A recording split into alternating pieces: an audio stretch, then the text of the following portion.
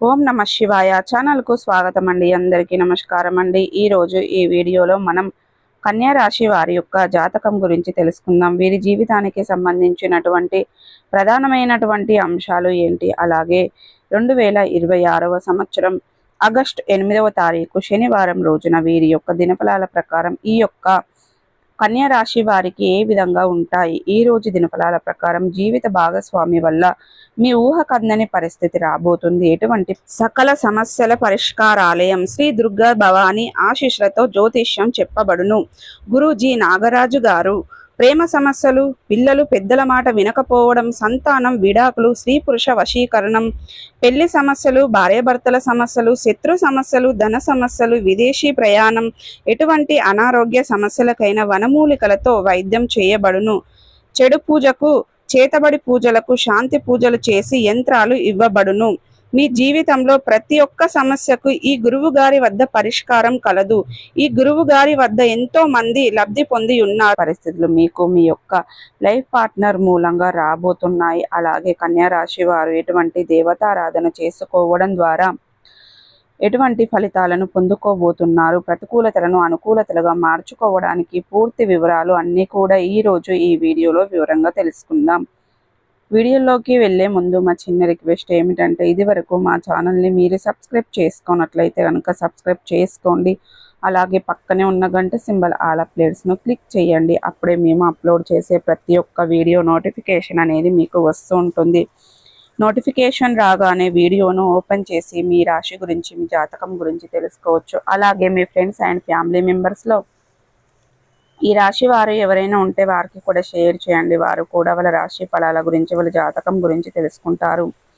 So ఇక ఏమాత్రం late చేయకుండా వీడియోల్లో వివరాల్లోకి వెళ్తే గనక, కన్యా రాశి అనేది రాశి చక్రంలో 6వ రాశి. ఉత్తర 2, 3, 4 పాదాలు, హస్త 1, 2, 3, 4 పాదాలు, చిత్త 1, 2 పాదాల్లో జన్మించిన వ్యక్తులు కన్యా రాశిగా పరిగణించబడతారు. ఈ రాశికి అధిపతి బుధుడు. ముందుగా వీరి యొక్క వ్యక్తిత్వాన్ని మనం గమనిస్తే గనక, కన్యా రాశి వారు చాలా మంచి వ్యక్తిత్వాన్ని కలిగి ఉంటారు.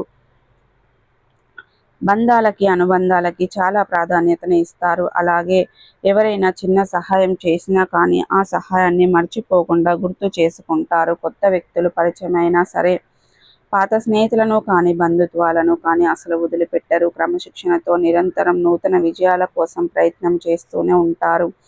కానీ ఎక్కువ కాలం క్రమశిక్షణ నిలవని పరిస్థితులు కూడా వీరికి ఎదురవుతూ ఉంటాయి. జీవితంలో అనేక రకాల పరీక్షలు, అనేక రకాల సమస్యలు వీరికి ఎదురవుతూ ఉంటాయి. అలాగే మీరు ఏ పని మొదలుపెట్టినా కానీ మొదట్లో ఆ పని వల్ల వీరికి లాభానికి బదులుగా నష్టం వాటిల్లుతుంది. అయితే నష్టాలను చూసి, అపజయాలను చూసి కృంగిపోకుండా, ఆత్మవిశ్వాసాన్ని వదిలిపెట్టకుండా మీరు ఎప్పుడైతే ముందుకు సాగుతారో అప్పుడే మీరు ఖచ్చితంగా సక్సెస్ని సాధించగలుగుతారు. అంటే ఎప్పుడూ కూడా ఏది కూడా అతి సులువుగా మీరు ఫలితాన్ని సాధించలేకపోతారు. అది కష్టం మీద మాత్రమే మీకు ఫలితాలు సొంతం అవుతూ ఉంటాయి. అయితే ముఖ్యంగా మీ యొక్క లైఫ్లో ఏ సమస్య వచ్చినా కానీ మీకు చేదోడు వాదోడుగా నిలిచే స్నేహితులు ఎప్పుడు మీ వెంటనే ఉంటారు. అయినప్పటికీ స్నేహితులు మామూలుగా కూడా కొన్ని సందర్భాలలో కొన్ని కష్టాలు మీకు వస్తూ ఉంటాయి. అనవసరమైనటువంటి వాదనలోకి వారి వల్ల మీరు వెళ్ళవలసి వస్తుంది. అనవసరమైన గొడవల్లో చిక్కుకోవలసి వస్తుంది. ఈ విధంగా కూడా మీరు స్నేహితుల వల్ల మంచి ఫలితాన్ని ఎదుర్కొన్నప్పటికీ కొన్ని సందర్భాలలో మీకు చెడు ఫలితాలు కూడా వస్తూ ఉంటాయి. అయితే ఏదైనా సరే పరిస్థితులను బ్యాలెన్స్ చేసుకుంటూ మీరు ముందుకు వెళ్ళవలసి ఉంటుంది.